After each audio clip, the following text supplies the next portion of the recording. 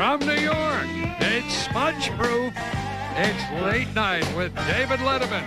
Tonight, actor Ralph Macchio, musical group The Williams Brothers, and Olympic gold medal speed skater Bonnie Blair, plus Paul Schaefer and the world's most dangerous band. And now, a man who could care less if he wanted to, David Letterman.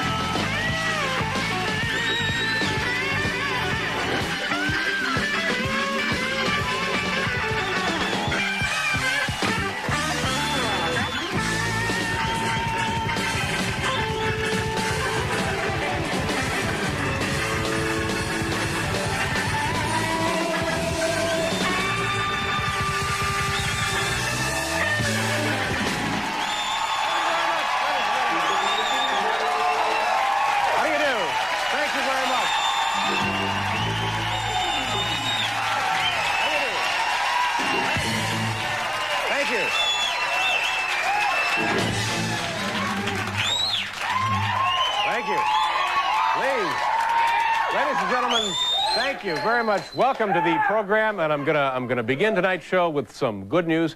I think I finally have a sign now that the economy is starting to get much better. You know, for months and months now, we've been mired in a recession. I believe I have a sign that things are getting better. Earlier today, a congressman in Washington, D.C.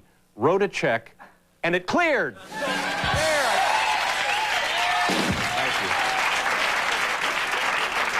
I knew that would cheer you up. Thank you. This is fascinating. Yesterday, Bill Clinton, of course, scored two big wins, one in Illinois and also in Michigan. Political experts now believe that if Bill Clinton actually spends as much time on solving the problems of this country as he does fixing his hair, he could be an excellent president. They think this may be...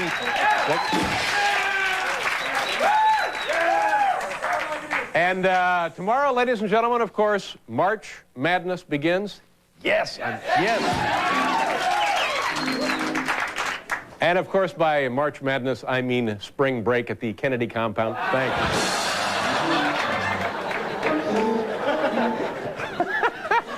Wacky musical sound effects. You can't beat them. That's the stuff. Folks, you couldn't have selected a better program to dial up here for you tonight. We have, oh my gosh, from my cousin Vinny, Ralph Macchio. It's the Karate Kid. But he's all grown up now. That's right.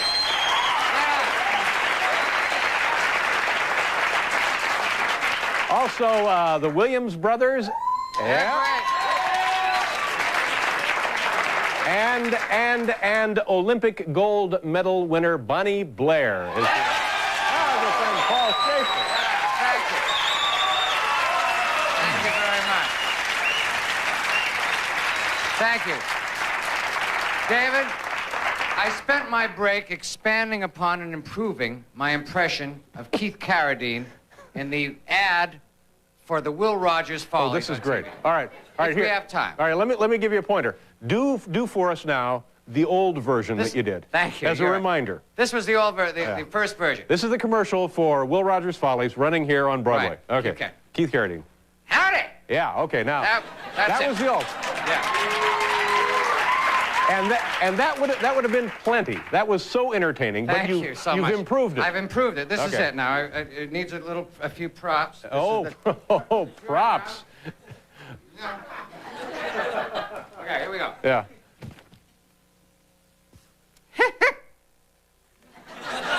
That's it. Thank you. Thank you very much.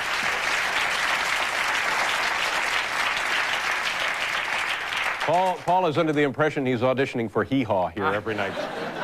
Well, I expanded upon it. Do you ever take a vacation and take some photos? Once in a while, yeah. What do you have there? I was on vacation last week, as you mentioned you were, and I took my camera with me, and I clicked off a few snaps, and I want to show you a couple of them. There was a beautiful, well, I'll just show you what this is. Oh, man, this is great. Yeah. And maybe some music, too. Okay. All right, here. I was lucky enough just to get a few of these. Okay, look at that. Here we go. All right, do you see that right in there? Okay, look at that beautiful... All right, that's a rainbow. Okay, here now. Now there's the same rainbow. Okay, there's another shot of that rainbow. Starting to look more like a smudge now there. Okay, and I just had a few exposures left on the roll, so I took maybe just, now I changed lenses on that one. A whole different perspective, and I added the railing, and then here, all right, you people are really starting to get on my nerves now. All right, had time. This is the kind of thing you do on vacation when it rains. Oh, there. Well, I just have a few more. Maybe we can get to those a little later. Dave, maybe you need counseling. Yeah, let me show you one more. There, it's right in there. Okay. Oh, all right. Yes, sir. What are we doing here? Oh, you know, it occurred to me the other day, we've been in New York City, geez, a long, long time, and sometimes I think we take for granted that everybody else in the United States and wherever the program is shown know everything there is to know about New York. You know, the inner workings of the daily life, the political structure, the economic situation, the history. And I said to myself, yeah, really, nobody really knows around the country the history of New York City. So tonight, we're going to show you the history of New York City. Paul, do you have musical introduction? New York, New York, a hell of a town. The Bronx and the Batteries. Hit it. What? The Bronx. Well, you know, Sinatra doesn't necessarily finish every sentence. He just says, the Bronx, the Battery. Yeah. Get out of here. Well, maybe that works for Sinatra, pal. Yeah. I thought you might say that. It's just one more rainbow picture. I think it makes everybody feel good. Hey. Okay, let's get on with our history now of New York City. 1 million BC, Tyrannosaurus bludgeons Brontosaurus in what will eventually become Midtown. 1000 AD, local Indians coined name Manhattan, meaning island of many potholes. 1000 AD. 1615, Dutch settler gives newly arrived colonist wagon ride into town, charges him twice as much as usual. The audience hooting approval. 1657 to present, sanitation workers on strike.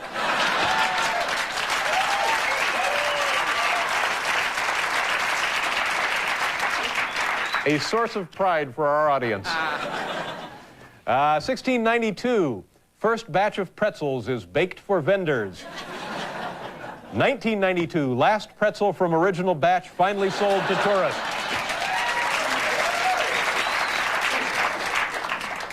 1698, Cats opens at the Winter Garden Theater. 1698. Since the time of the Pilgrims, Cats has been operating over there. Yeah, and doing pretty good business. That's a long run. Thank God for those theater parties.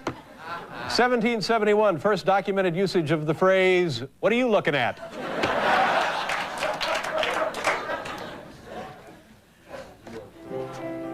Oh, here's a very nice one. I didn't see this one before. This is a beauty. Look at that.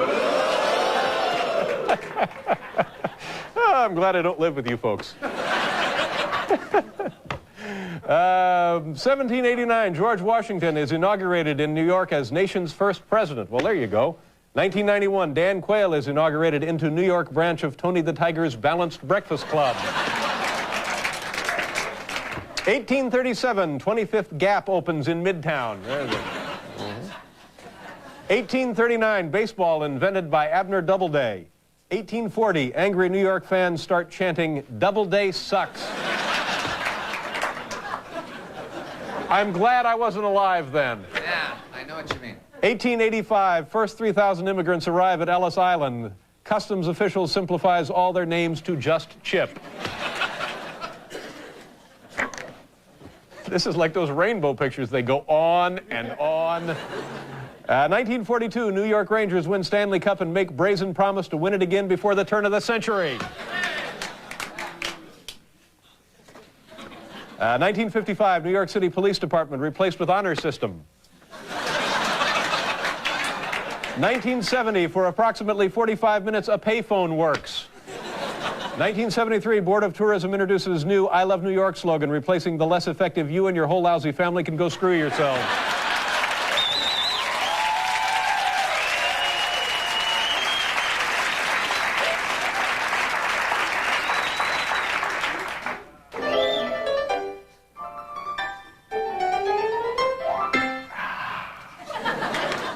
1978, last English-speaking cab driver retires.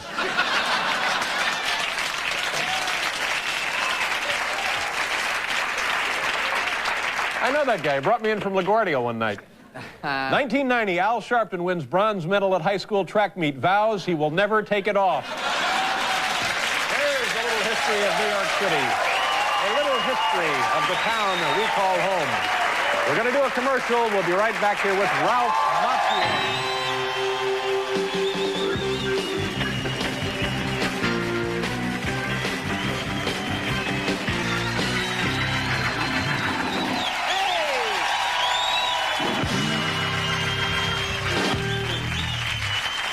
You know, the sad thing about these rainbow pictures, I only really got through about a third of them. I must have a half a pound of rainbow photos. I know what you mean. Now, here's one that's kind of nice. We have this one. Look, there's a double rainbow that started to form.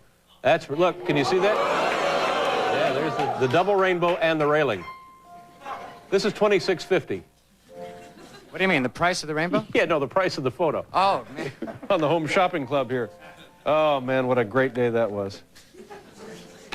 Let's see, on the program tonight, Ralph Macchio is coming out here. Did you see the Karate Kid movies, Paul? Yes, I did a song for Karate Kid 2, actually. You did not. Yes, And if I catch you lying again, you're going to be in big trouble. All right, I didn't. What was the song? It was a version of Rock Around the Clock, sung by the guy who was in an English band. And I did the arrangement, and that's all I can remember right now. Is this another one of those Sinatra tricks? No. When they go into a club in Japan, there's music playing, and that was the song. All right, we'll ask him. That'll be the first question when he comes right out here. All okay. Let's do our, what are we doing? The top 10? Okay, we have the top 10 list here for you tonight, ladies and gentlemen.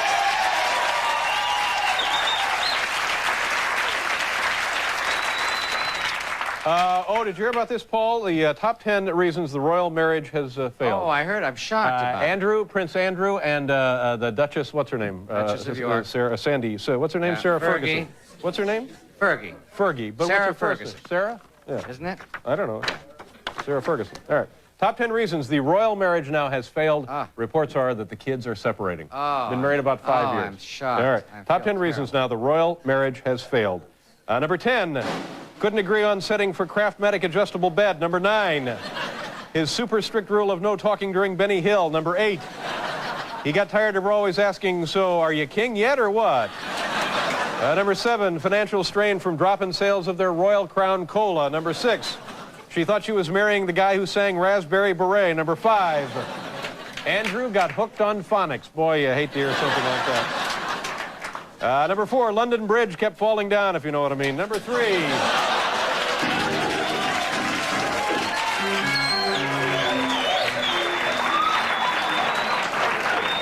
we're hoping to win a Peabody, you know.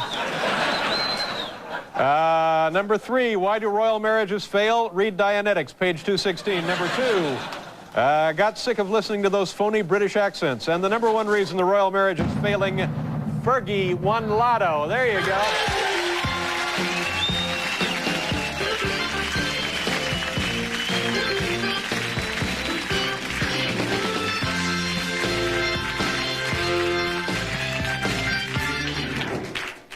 See a rainbow? I got 18 rolls of film. I ain't leaving till it goes away.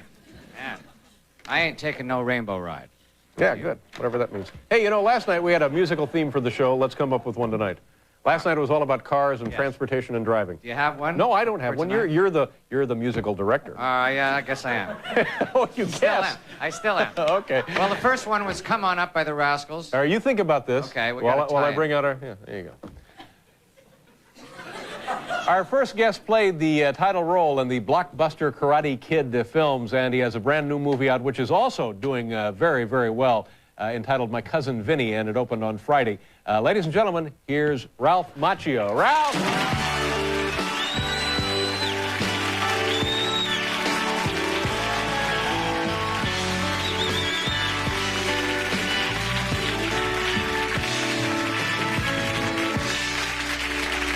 To meet you.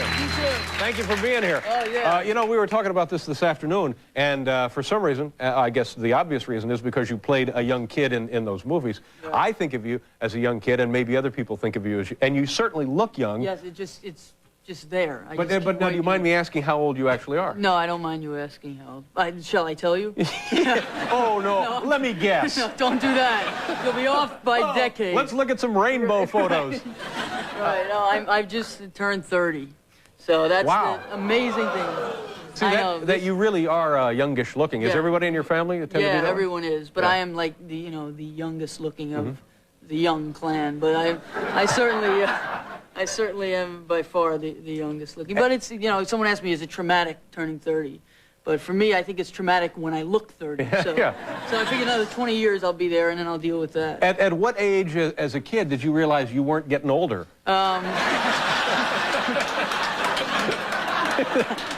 It's always been that way. Yeah. It's just always been that way. I mean, it's odd because you're 30, you're married, do you have a family? Almost baby's on the way end of May. First Wow. baby, yeah. Yeah, now there, yeah. Thank you. Now, you wait and see. I bet you that baby looks really young. Yeah, right. No, actually, they have these sonogram things. You know, Yep. you're able to look at the fetus. You know, child already looks older than I do. Or more muscle tone than I've ever had already. It's like 7 months. But old. now, but for an actor, of course, when you're a kid playing kid parts, it doesn't make much difference. Right. And you were, how old was the kid in Karate Kid? How old was the character? Yeah. 16. He was 16 for 8 years. Uh-huh. I said, please make him graduate. They're like, no. And what's the oldest you were when you were playing 16? I get the last film, the Karate Kid 3, was did in '88.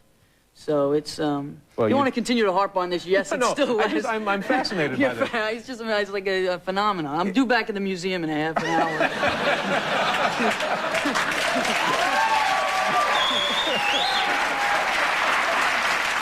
No, but yeah, that's. Guess my age. How old do you think I am? I'm not going near that with the 10. What do you think? 27, 28. 27, 28. No, Right. no.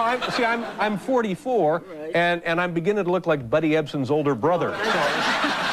That's because of the tan. That's 'cause of, You're from this area. Oh, Yeah. one other thing. Those Karate Kid movies, I know that was a really important part of your life, and now you're going on to other things. But those things did unbelievable business, yeah, they didn't did really well. How much money did the three of them combined generate, do you suppose? Well, I know the first one did about, domestic, I know close to 100 million, and the second one did like 125 million. This is all the studio cash, and then Yeah. as we renegotiated along, we all did fine, but it made a lot of money. But the three of them together, like $300 million or something? That could be, I Wow. wouldn't quote me on that, but it's probably close, yeah. Well, that's with all the something to be proud of. merchandising and stuff they did, yeah, it was pretty big. And this thing Paul was talking yeah, about, what's Paul talking? He was talking about his percentage. Oh, What was man. it? Remember in Karate Kid 2 when you went into Right, a the club? dancing thing, the rock around the Yeah, clock. Rock Around the Clock, and it was Paul Rogers from Free who sang it, and Right. I recorded. Did That's the chart. great. So you and That's I great. really worked together. Yes, Not yes, and I can't wait to do it again. Yeah, me too. Thanks, man. That's great. Yeah. Now, you're from this area, from Long Island? Right. Born and reared out there? Born and raised, Long Island, Yeah. still there. It's like reality. You know, LA's too much like, you know, summer camp. Really? You didn't I care think- for your time in Los Angeles? I mean, I don't mind my time in Los Angeles when I'm working. When you're not working, the town is kind of dark, I think, and sort of to raise a family out there isn't, you know, it's just too much the business all the time. You know, I need like the Mets and the Islanders and you know. Yeah.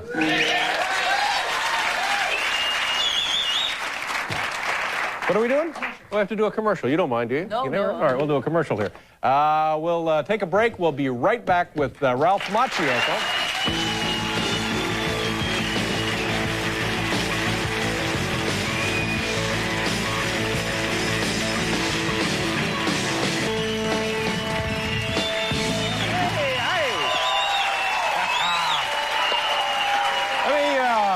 Tell you who's on the program. Ralph Macchio obviously is here. The Williams brothers will be out a little bit later.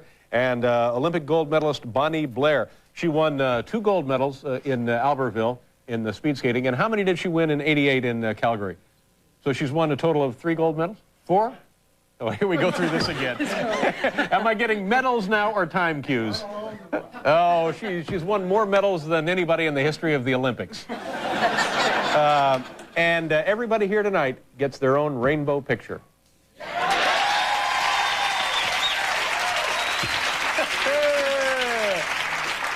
Do you know anything about karate? I guess you must after doing all those films, huh? Well, I learned what I needed to know for the Yeah. pictures, but you know, it's time to stop getting hit when they end the show. You know, because you get nailed once in a while. But it was nothing that you continued to do as a recreation. No, it's enough. Yeah. You know, just, Now, when you're out and about, do people want to try your karate skills? Is that ever?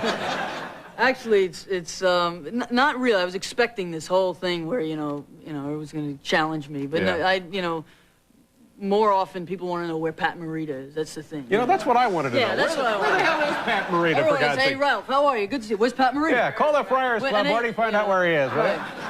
We'll put a tracer on Pat Morita. They think we should be living together. So they have well, some... you know, that's what I Yeah, thought. well, it's wrong. Now let's talk about this. The new movie. What I've seen of it looks very funny, Yeah, and it it's is doing very great funny. business. This is. Tell us about the film. It's called My Cousin Vinny, and Joe Pesci stars in it, Yeah. and he plays my cousin Vinny. And me and my friend are driving from NYU across to UCLA. We take the southern route, and we get busted for murder. I do. We were wrongly accused of, and we don't know what the hell's going on. And we got to call the only lawyer we know. I know, and he's my cousin Vinny, the most feeble, incompetent. It's just this he studied at Brooklyn Academy of Law, like a night course, and so it creates some very funny comedy. It's really a good. Now, was this good the film time. that you shot partly in an actual working day-to-day prison? Prison, right? Now, is that a good idea? Do you think? Well, I think as long as everyone would stayed in their cages, it was fine. We were. They said don't talk to the inmates and stay away and everything, and because these are murderers and whatever, and then they say, oh, Ralph, I loved your films, The Karate Kid, The Outsider is terrific, you're my favorite actor. I'm like, let him out of the cage. How bad could he be? Is that a good thing to be doing for you as an actor and for the inmates? I mean, for the inmates, yeah, sure. It gave them a lot of, they listen. It broke up the day for them. I guess so. They had something to do, So. Yeah, but the sad part about it, when the film is released, they won't be able to go see it. That's true. That's true. Let's take a look now at some of this film. This is a very funny scene. I think this is right. This is probably. I think this is the scene where we're meeting. You're going to hire your uncle. Yeah, my cousin. Your cousin. Actually. I'm sorry. Yeah. And we're questioning him as we're up on this murder charge in the Deep South. All right. So we're going to see you, Joe Pesci, and Mitchell Whitfield is the other actor. Here we go. My Cousin Vinny, kids. Watch closely. My Cousin Vinny. My Cousin Vinny, yeah. Looks very funny. Yeah, congratulations on the new movie, and Thank you. good luck with the new baby, and Thank you nice very meeting much. you, Ralph. Okay, Thanks you for too, being here. guys. Ralph Macchio, kids. We'll be right back.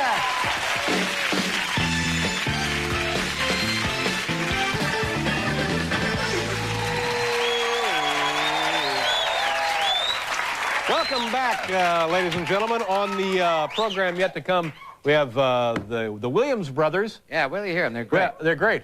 We were talking about the Williams brothers in the makeup room, and cue-card boy Marty said, gee, I wonder if they know Nelson.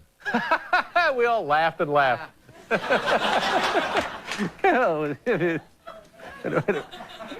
was a joke. It was a joke. He said, I wonder if they know Funny Nelson. joke, good. Also on the program tonight, we have Bonnie Blair.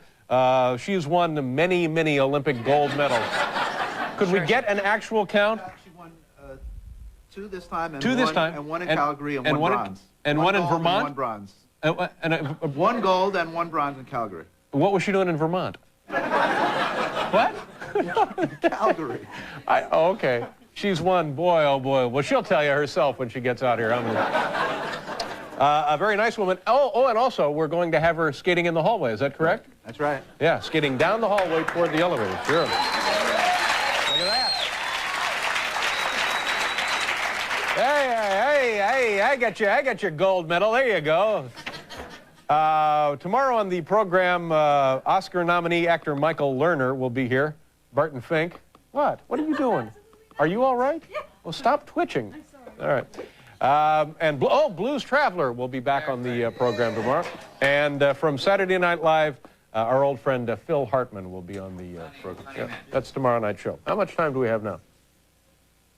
3 minutes. 3. Those are minutes, not medals. Okay. This big controversy about the congressman in Washington and the House bank down there. Yeah. And it seems like nobody can balance their checkbook, and they keep bouncing these checks, and the scandal keeps mushrooming and getting bigger and broader and more volatile. Well, oddly enough, today in the mail, we were able to get some checks that have been written by various congressmen and high political officials. Really? Through that bank down there in Washington, got D.C. the We just have a checks few that they here. wrote, the canceled that's checks. Right. Let me show some of these. For example, here I have one written by Joe Biden. This was written to Clarence Thomas. And look, you can see it's made out for $50. He bought a list of 101 great party jokes. That's interesting. Isn't that something? The first check we pull out of the bag gets a laugh. How about that? Good sign. Yeah. Here's a check from presidential candidate Bill Clinton. This is made out to the Smithsonian Institute for $200. Let's see what this is for. Oh, yeah, rental of Lincoln's bed for 3 hours. Lincoln bed. The Lincoln bed, yeah. This is Thomas Foley, Speaker of the House. This is to Domino's Pizza, $500. What is that for? Oh, Tip O'Neill's farewell party. I think it's going quite well. Let's see, here's a check written by Barney Frank, $500 for Chippendales dancers. What is it? Oh, page recruitment. Well, I'll be done. Oh. Man. Jesse Helms, this is a check he wrote to C-SPAN for $5,000. Wow, that's a big one.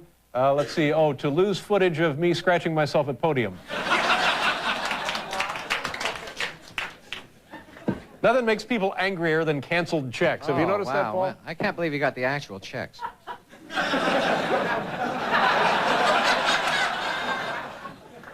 John Sununu, he did some business down there in the bank. He wrote a check for $39.95 to Suzanne Summers. Got him a Thigh Master.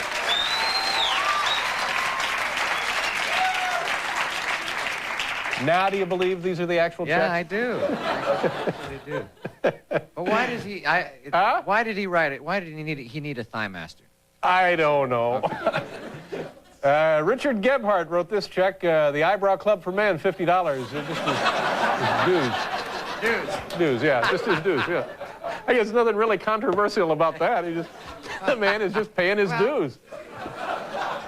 Shouldn't use government funds. Newt Gingrich, Michael Dukakis, he wrote him a check for $5. What was that for? Oh, he raked up leaves in the yard. How we doing? Strom Thurmond wrote this check to the American Dairy Association. Wow, $1,000. Private meeting with the Land O'Lakes lady. Wow. You know, the Land O'Lakes lady on the butter? Oh, of course. Man. Yeah. Actual check. Yeah, let me see if we can get an actual funny one here. Let's see you. Well, there's our. Hope you enjoyed that. We'll be right back with the Williams Brothers.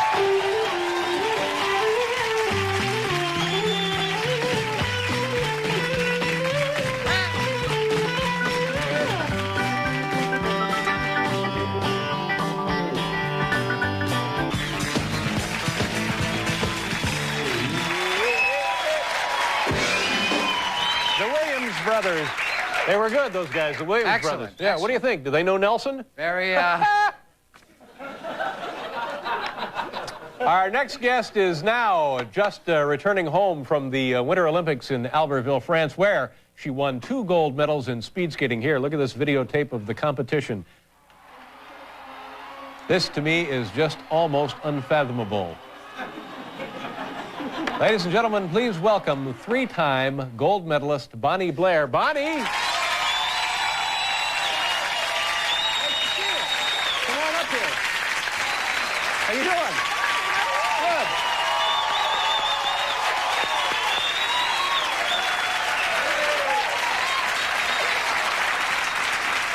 Good. This is very exciting. You know what was I noticed in watching. First of all, I think you look great in your little speed skating outfit. You do. Yeah, you do. You look terrific. Thanks. Well, we gotta wear them. Well, no, it's all about wind resistance, isn't it? Yeah, you got it. And so I'm watching the Olympics, and the American women won all of the medals, didn't they? Yep. Yeah, there were, I think the Americans won a total of, what was it, 11 medals? Yeah, I believe that's right. And the women won all of the gold. Yep. Yeah, now how do you account for that? Is that a fluke kind of thing, or what's the deal there? I'm not sure. You know, it's just something that I think that happened. And, you know, I think one thing you got to look at is here in the United States versus somewhere else, men are in so many professional sports that we have that maybe that's one of the reasons that, you know, we don't have as strong a force. Maybe if some of those guys would be in a lot of our sports, it could be different. I Yeah, don't know. maybe so. I find it interesting that people know about speed skating and are competing in speed skating. How did it happen for you? It was like a big family deal, wasn't it? Yeah, you got, as a matter of fact, about 28 years ago today, my dad dropped my mom at the hospital, and my dad found out over the loudspeaker at a speed skating competition that he had all my other brothers and sisters at, that a new Blair was added to the family, a new speed skater, and that was me. So today is your birthday then? Yeah. Well, happy birthday.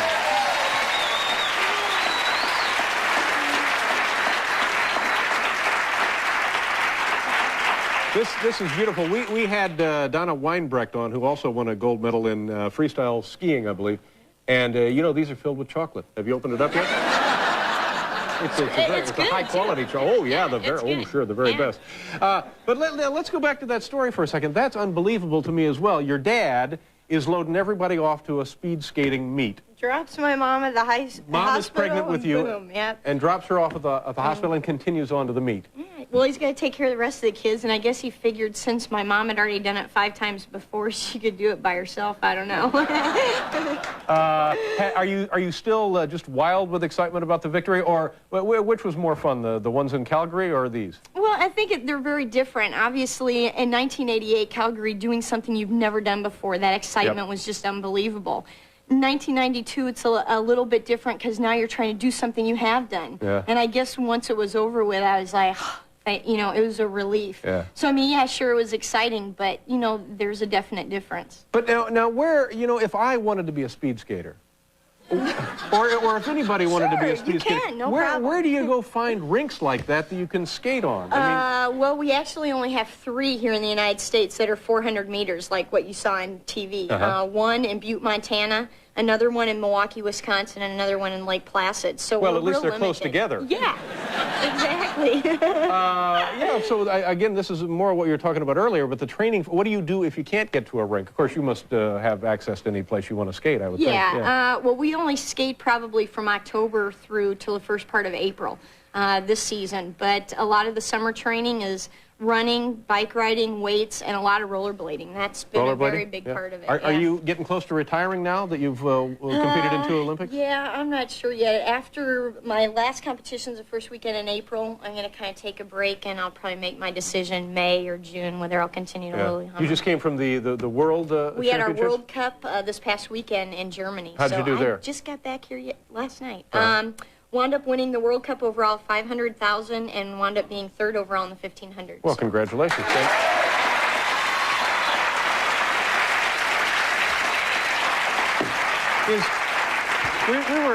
We were talking about this when the skier was on, Donna, and what is more important to you as an athlete, the Olympics or the World Cup competitions? Well, I think because the Olympics is so important to America, and that's what they always see, that in a sense that's what it is. You know, you have this build-up for 4 years.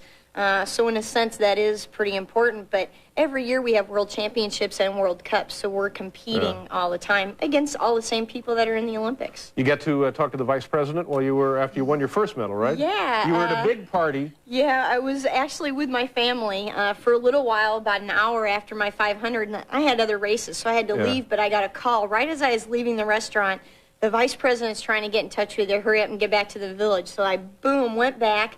Wound up calling Washington, and he wound up talking to him, but he was in London. So I'm in Albertville. I called Washington, and he's in London. And that's how we connected. It was pretty wild. And where did he think he was? I think he thought he's still in Albertville. Oh, please. I think these skates are unbelievable looking. First of all, they're just featherweight and they're tiny. Be careful. Oh, I'm sorry. You get your little skate guards here with your name scratched in them. Yep. All right, we're going to do a commercial, and then you're going to go out in the hallway for us? Yeah. Oh, okay. We'll be right back, and Bonnie is going to skate.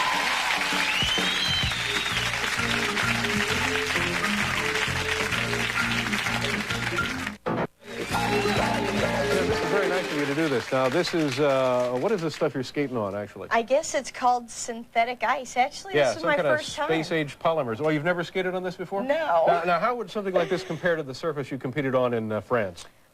Well, actually, it wasn't far from it. We didn't have real good weather there, so Yeah. it was pretty difficult. But, you know, regular ice surface, you're going to get a lot of glide. Definitely, I'd have a little bit more room than I do here. Yeah. But Are you worried about hurting yourself here? I hope not. Okay. And these shoes, you're not wearing socks. Is that a good idea? A lot of skaters just like to be able, they get a better feel for the ice with the contact and All the right. boots. Now, Bonnie, this is 168 feet of phony ice here.